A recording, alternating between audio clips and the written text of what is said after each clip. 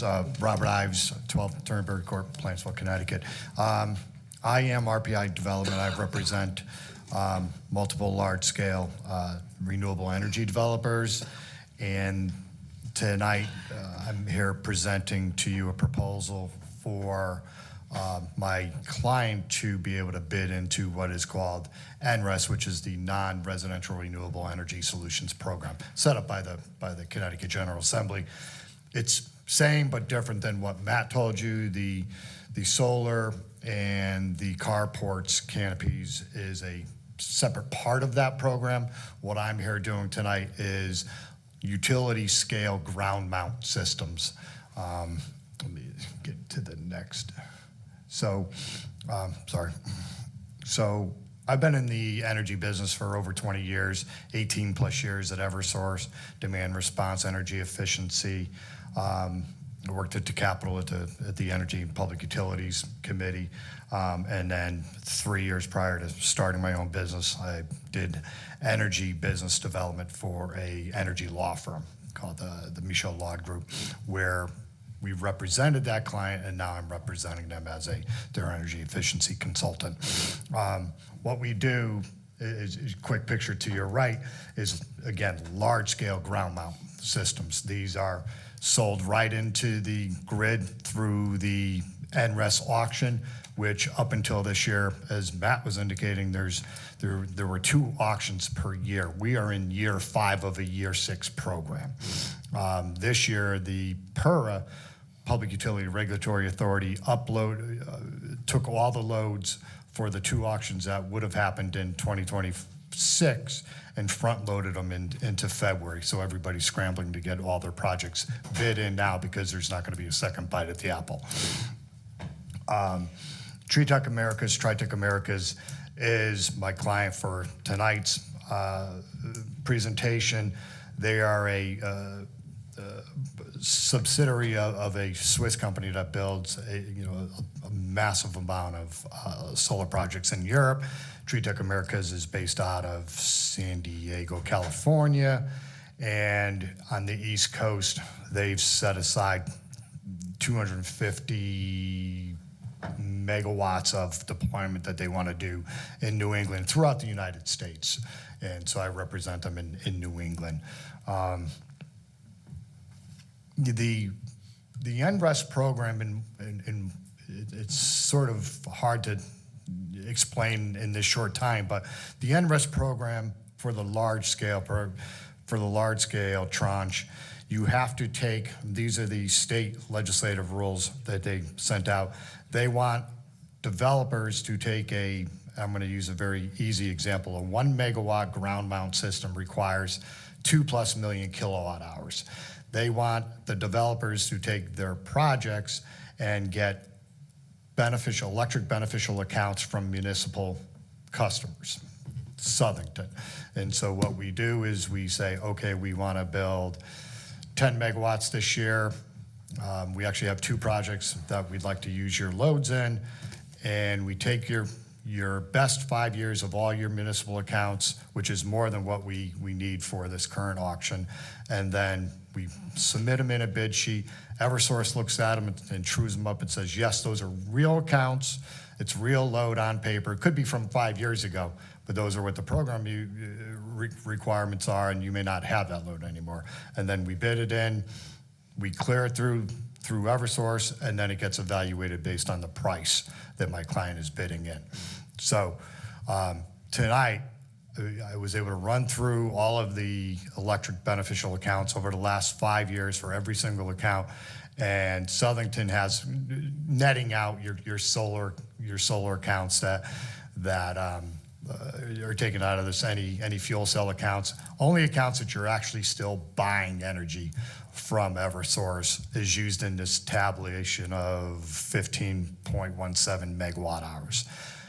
Our calculations, if you were to allow us to have access to all of that load, once the project is, each of these projects are built, my client pays within 365 days on a prorated calculation that's in the contract.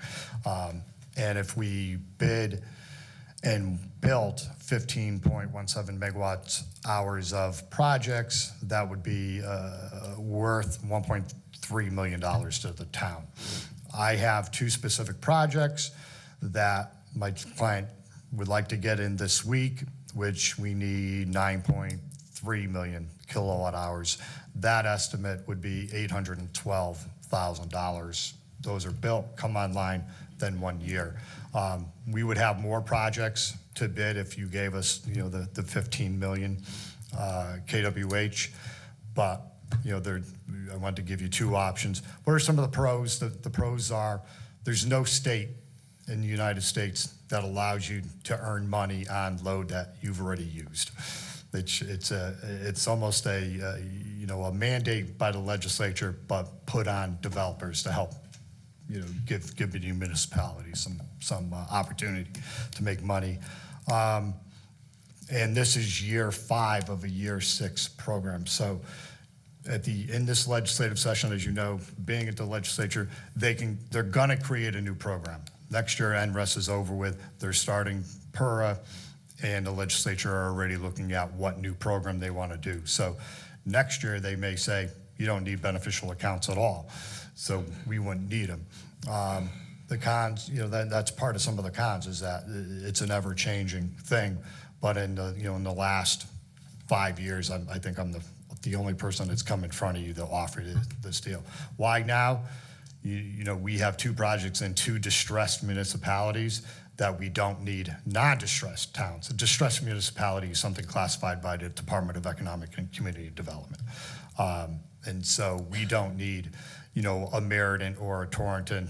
My client's New Britain, which we've used on a lot of projects. So this is a good opportunity where we have a town 2 towns in Eastern Connecticut that are listed distressed. We get a bid preference for putting accounts on that. And that's as simple as that. We are not building anything in Southington. We're not proposing to build anything in Southington. You don't own anything. You have no liability in anything. It's a paper transaction that is just showing that you have account usage. The whole design is meant to take the 7 gigawatt hours that Connecticut uses and to sort of chew into that by assigning these to renewable projects that, removes the need to procure fossil fuel energy. So just to summarize for everybody, Southington consumes about 15 megawatt hours, roughly, give or take, 15 megawatt hours of electricity as a town. And what Mr. Ives is proposing is, and first of all, if we talk about beneficial accounts, if you figure we have 15 megawatts per hour, megawatt hours of beneficial account dollars, if you will, and we can only allocate 100% of our beneficial accounts to something. In this case, and we may have some small amounts beyond the 15 megawatts that we already are doing allocations of other projects, but this 15 million is what's left. So what Mr. Ives is here to tell us is, hey, I have a project in, for example, pick a town in Connecticut. I have a project somewhere in the southwest corner of Connecticut. They don't have enough beneficial accounts hours or beneficial accounts usage to account for all of what we're going to build. And so what we could do is we could tie up your 15 megawatt hours of energy that you have left in Southington and allocate it to that account. And if you do that, by the way, we'll give you $1.3 million once the project is built. Correct. Right. His other plan is, hey, if you don't want to, and by the way, we would be tying up that 15 megawatt hours for 20 years. So we couldn't take on more. Is that what it is, 20 years? Yeah, let me clarify. So in the current legislation and rules there used to be a virtual net metering program that had completely different rules. Then they created NRES, and that said that you need beneficial accounts. The previous program didn't need it. NRES, you need them, but the 20-year rule is that they don't want you to be able to go out there and resell. Next year, a new developer comes at you and they say, hey, let me get those same accounts and buy them from you. Right. So they're trying to, dig into that 7 gigawatt hours that they're using of dirty fossil fuel generation, and say, hey, we're eating into that by subsidizing these, changing who you're procuring procuring from into renewable energy. It's a 20-year, but that's what the current program rules are. Next year, when they create the new program, they can say, hey, you can go ahead and double dip, or you don't need them at all. But yes. But we'd still be tying up 100% of our electric consumption with a program like this, and couldn't do another program. No, this program you can't double dip in. I understand, Yep. but if we don't know what the future is going to bring. Right. I mean, today we know that we would be consuming 100% of our allocation under this program. Mm-hmm. If it changed and it said next year you can now do 200% of your allocations, well then of course we'd have another 100% to spend, right? Or if they Right. change the rules, we could. But for what we know today, this would consume 100% of our. The first proposal. The second proposal is roughly 60% of our current consumption. That's 9.3 megawatt hours on a specific project that you have. And for that, 800,000. 812,000 is what we could get in one-time monies. In what is it, in maybe a couple of years by the time the project's done? Yeah, you have to get, interconnection from Eversource. So it's a 2 to 3 year lag, by the time you have to bid these things, then get your interconnection, your transmission studies. It's not for the faint of heart. So essentially, it's for allowing them to use our beneficial accounts, and in the amount of 15 megawatt hours, we'd get 1.3 million in 2 or 3 years, one-time payment. We don't know if those 15 megawatt hours are valuable to us in the future or not. But we know we can act on 1.3, we can act on 812,000 if we got 60% of them, or we can do nothing. So now it's open for discussion. Chris. I'm wondering, I don't know if he left. Matt left. Adam from Yeah. Titan. Oh, I'm sorry, Adam. Adam from Yeah. Titan. Just because he's been our consultant for so long, I'm wondering if we've talked to them because they are our energy consultant. Second, just to clarify, on page 4, I think it says Southington has an estimated benefit usage of 11.8. And Rubbish. 1,032,000, not 1.3 million. Should be an older, well, yeah, I updated the PowerPoint. Hopefully that didn't get slipped in there. But no, once I was able to get access to the data on the economic benefits page, once I got permission to have Eversource give me the data, it's 15 million. It was 11.8, and then we dug through every single account and came up over the best 5 years of 15.170, 15 million kilowatt hours. Okay. And, thank you for your presentation, because I don't think we were aware of something like this, but I guess I can turn to the town manager. Isn't this something we would need to go out to bid for? Because I have no idea. It's new to me, but So, you're saying you can deliver 1.3 million. Who's to say another company, if we bid, can't say we can deliver 1.4 million back to the town? Yeah, I guess if I can, so I myself have procured over 150 million kilowatt hours, and I have not done it through any RFPs. We're not going to bid against somebody. So that's how good, I am able to present, and the offer that my client brings to you too. The reason why our clients, municipal clients, haven't done an RFP is you're not giving me any money. I'm giving you money. Right. So that's one of the things that your legal counsel should agree with me, because I've done it with New Britain, Meriden, Torrington. It's just some of the people that are on there. So we haven't had based on their rules, haven't had to do an RFP. The other point that I have is that you can go, you have an energy advisor, but for the first 5 years, they haven't knocked on your door and said, hey, we can bring you something good here. And nobody else has knocked on your door. The reason why, and it's, I'm a Southington resident. The reason why you're not as valuable as my distressed municipal clients is we can propose, I take those distressed accounts and I get a bid preference for using a distressed municipality. That's why they get a bigger offer from my client, and a non-distressed town like Southington is you've got to find special projects or you have to really need the load to put it in there. So I actually have that project in a distressed town where you don't have to double dip and apply a distressed municipality. So that's why I brought it to Southington. Chris, you got another one?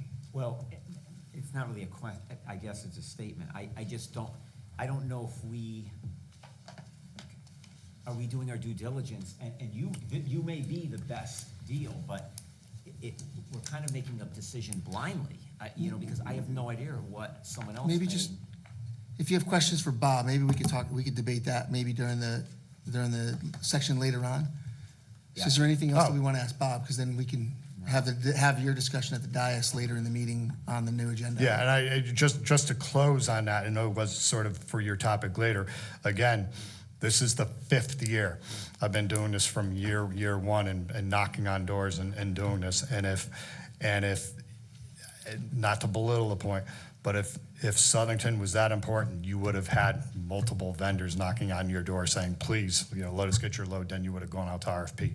Nobody's behind me and nobody was in front of me, and you have 1 year left.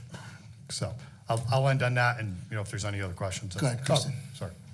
So I'm so sorry. I don't understand if you're not building anything here in town, and it says that it's proposed solar projects.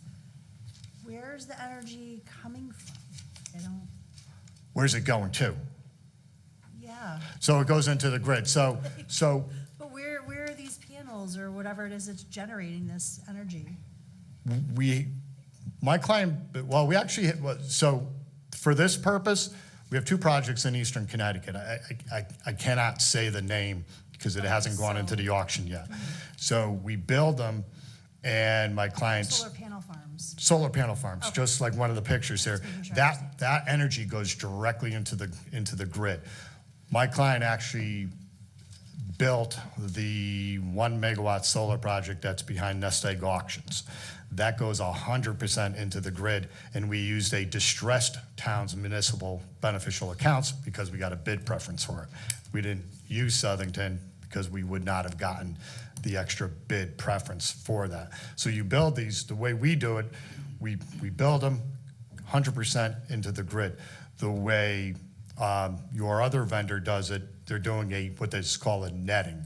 So they're covering your load behind your building, and then any excess goes into the grid. So it's behind the meter. We are our own meter, and it goes directly through our meter right into the grid. There's no buildings. These are open land, farms, things like that. It's like old tobacco farms, like that sort of thing? Yeah, and I have a 5 megawatt project on my land in Oxford that I'm trying to get through the siding council. So significant. That's a 30-acre parcel that I'm building for my family. So we all over the state, these projects are going up. And then pardon my ignorance, so if the power grid goes out, we lose power, something happens, like a couple years ago, something happened in the Northeast where we lost power. Yep. If that happens, does that impact our are we still getting power because of the solar effects? So Southington isn't getting any power from this. Oh. Southington is just a paper transaction to allow us to bid that project. In Eastern Connecticut, all of that generation goes right into the grid. If a power line went down, then there's power relays that would prevent any power from going into the grid while you're working at Eversource. The linemen don't get fried. But it's not a direct correlation. On your rooftop and carport things, those would shut off as well so that they don't backfeed into the system. So in Southington High School and the police department, if the lines went down, there are power relays that prevent the generation. If it's still sunny out, they're generating, but they trip so that the linemen that are fixing the lines don't kill them. So just to be clear, Southington, there's nothing in this proposal that's being built in Southington? And there's no benefit for Southington except for the cash that we could get if we, on paper, gave the allocation of our electricity to these projects. Yep, The solar projects, yeah. correct. It's a paper transaction. It's, But it's then kind it of, says on like another one of the slides that we, the city, continue to pay for our electricity. So it's Yeah, not- you continue to pay for your own electricity because we're not building anything. You We're know, not buying any electricity from them, and we're not, there's no transactional except. I'm sure everybody's aware of unfunded mandates by the legislature, but this is one of those mandates by the legislature that's being funded by developers. We cannot bid unless we make a deal with, with municipalities in the Eversource area and in the UI, United Illuminating Zone. So, and for that, we give you, X amount of dollars for allowing us to get into the auction. Okay. Can I ask one Other, question? go ahead, Alex. Thanks, Mr. Ives. First, easy question. You said it may take a few years. Yep. I couldn't find anything in the contract regarding time, so if we are 3 or 4 years out and you still haven't got siting council approval and there's a new program in place, when are we, how long do you have to get something approved so we don't lock that up with no payment? Well, I mean, I'm not a lawyer, so just say that, but yes, in the agreement, I couldn't tell you that, hey, if it doesn't go forward, but you have 3 years to build.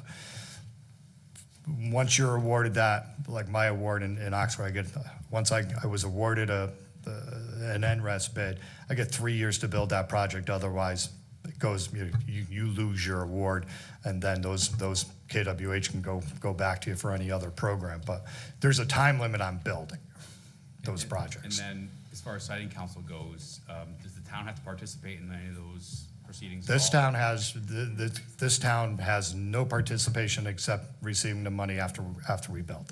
That's Thank it. you. Yep. Okay, any other questions for Mr. Ives? Okay. Thank you. Yep, thanks, Bob. All right, anything?